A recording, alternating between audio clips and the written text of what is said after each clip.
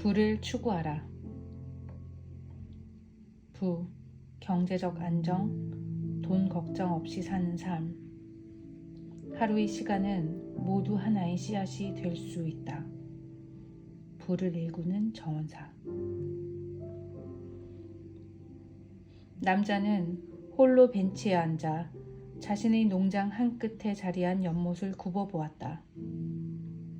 무릎에 두툼한 책 한 권이 놓여 있었고 그는 자신의 원고 서문에 쓸 구절을 끼적대고 있었다. 이 나이가 되어 돌이켜보니 인생이나 사회에 관한 정신적 태도가 가장 중요하다. 한 사람의 인생을 책에 비유하면 매 쪽에 담긴 용기 있는 결정에 따라 그 사람의 인생도 달라진다. 이 구절은 흔히들 알고 있는 것보다 훨씬 더 복잡한 어떤 주제 하나를 생각해 보기에 좋았다. 그에게 경제적 안정을 안겨준 것이 무엇인지는 어느 한 가지를 콕 집어 말할 수 없었다. 삶 역시 그런 식으로 돌아간다. 정원사는 젊은 시절을 떠올렸다. 그때 친구들은 그에게 일에 미쳤다고 했고 실제로 그의 삶에서 일과 생활의 균형을 찾아볼 수는 없었다. 친구들은 그에게 좀 천천히 가라고, 마음 편히 여가도 누리라고 했다. 하루하루를 즐기라고도 했다. 왜 인생에 만족하지 못하는지, 왜 평범한 생활에 만족하지 못하는지 의아해했다. 친구들이 그에게 말했다. 인생에는 돈보다 중요한 게 많아. 왜 그렇게 일에 매달려? 진정으로 돈보다 중요한 게 훨씬 많지. 정원사는 친구들의 말에 동의했다. 하지만 돈 문제를 극복해야 다른 중요한 것들에 집중할 수 있어. 돈과 시간이 없으면 자기 인생을 뜻대로 살아갈 수 없게 돼. 물론 친구들의 충고는 선의에서 우러나온 것이었다. 하지만 그것이 그를 변화시키지는 못했다.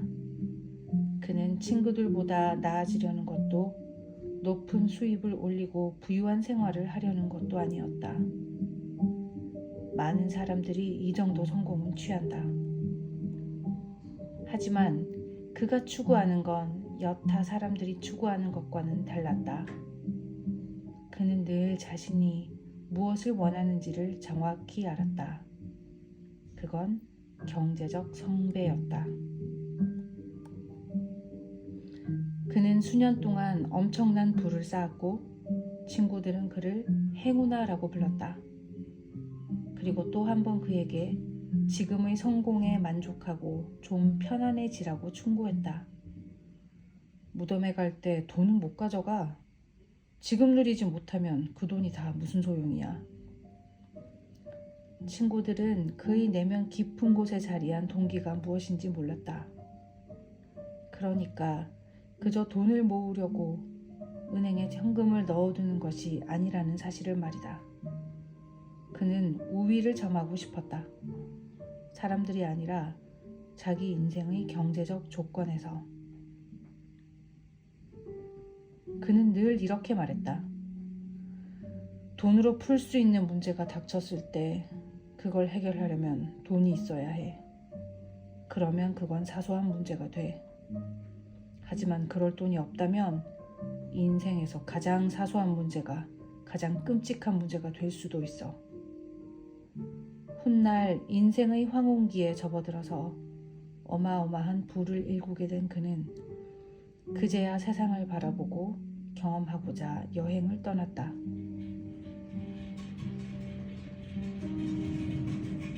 여행을 하면서 그는 사람들이 경제적 문제에 얼마나 시달리고 있는지를 보았다. 장소는 달라도 대부분 경제적 문제로 괴로워하고 있었다. 사람들은 거의 모두 돈에 대해 생각하고 돈을 바라고 있는 것 같았다. 하지만 분명한 건 부를 차곡차곡 쌓아나가는 선택은 하지 않았다. 이런 점에서 그는 남들과 다르게 행동했다. 그의 성공은 다양한 목표들이 가져온 결과물들이 한데 모여 이루어진 것이었다. 부는 욕망을 씨앗 삼아 자라난다. 노인은 나이를 먹으며 온화해졌고 친구들은 그의 포도농장 단골 손님이 되었다. 그들은 그에게 부를 일구는 정원사라는 별명을 붙여주었다. 그가 뒤뜰을 가꾸는 걸 좋아했기 때문이다. 조금 유치한 별명이라고 생각했지만 그는 불만을 표시하지 않았다. 오히려 1년쯤 지났을 때 자신의 농장에 부를 일구는 정원이라는 이름을 붙였다. 그는 이 이름이 좋았다. 삶을 정원 일에 비유하고 있었기 때문이다. 정원사는 땅을 일구는 노력을 아까워하지 않아야 한다. 또한 겉으로 보이는 자연 뒤에 자리한 보이지 않는 불가해한 힘들이 식물을 자라게 한다는 사실도 알아야 한다. 이제 그의 삶도 얼마 남지 않았다. 집으로 돌아갈 시간이 되었다. 그는 책을 팔에 끼고 자신의 농장을 걸어가면서 세상 만물에 자리한 가장 큰 질문 하나를 떠올렸다. 지금 손에 쥔 성공은 얼마나 가치가 있나? 평생 열심히 살면서 막대한 부를 일구었는데 생이 다해가는 이때에 그것이 중요한 것인가? 그렇다. 부라는 보상을 위해 치른 대가는 분명 가치가 있었다. 그 길에서 인생의 필수적인 것들을 얻었다. 일과 자유, 개인적 성장이 따라왔다. 가장 뜻밖의 열매는 그가 부유한 삶을 일구어온 과정을 영적 여정으로 보게 되었다는 점이다. 그는 자신이 쓴 책 한 장 한 장에 이런 진실이 담겨 있기를 바랐다. 집으로 돌아와 그는 정원으로 향했다. 때는 11월이었고 땅바닥은 얼어 있었다.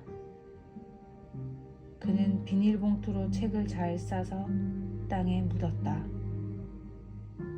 지미가 책을 발견할 수도 있고 그가 얻은 인생의 교훈들이 이대로 영원히 사라질 수도 있었다. 그 결정을 운명의 신께 맡기기로 했다. 현실의 이야기를 해보면 나는 가톨릭 초등학교를 다녔다. 졸업할 때쯤 나는 과도한 부는 악이라는 가르침을 믿고 있었다. 부자가 천국에 들어가기란 낙타가 바늘구멍을 통과하는 것보다 어렵다거나 돈은 모든 악행의 근원이라거나 세상을 얻는 대신 자신의 진실된 영혼을 잃는다면 그게 다 무슨 소용인가 라는 가르침들 말이다. 하지만 20대가 되어 재정적 고난을 겪게 되면서 나는 돈에 대한 다른 관점을 배우게 되었다. 돈이 없다는 사실이 사람을 어떻게 불안과 공포, 벗어날 수 없는 절망 상태로 몰아가는지 경험했다. 일과 삶의 균형, 즉 워라벨은 경제적으로 불안하고 초조할 때는 그리 멋진 말이 아니었다. 돈이 없다는 사실이 주는 공포를 체감하기 전까지 우리는 보통 돈의 가치를 알지 못한다. 돈은 산소와 같아서 부족해지기 전까지는 중요한 줄 모른다. 하지만 돈이 없어질수록 우리의 삶은 점점 더 피폐해진다. 그러면 깨어있는 시간 내내 돈을 벌기 위해 일하든가 돈 걱정을 하게 된다. 내가 돈의 가치를 깨달은 시기에는 결혼을 하고 아이가 태어났을 때였다. 가족들은 나만 바라보았다. 책임감이 날로 커졌고 경제적 문제는 거의 모든 순간 내 발목을 잡았다.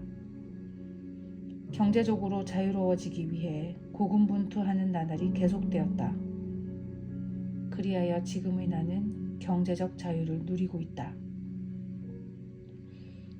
부는 주중에 숲을 거닐 수 있게 해주고 대학 등록금을 낼 수 있게 해주고 인생의 다양한 선택권을 부여해준다.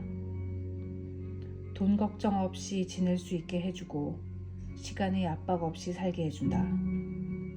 부는 매 순간 의미 있는 경험을 추구할 수 있게 해준다.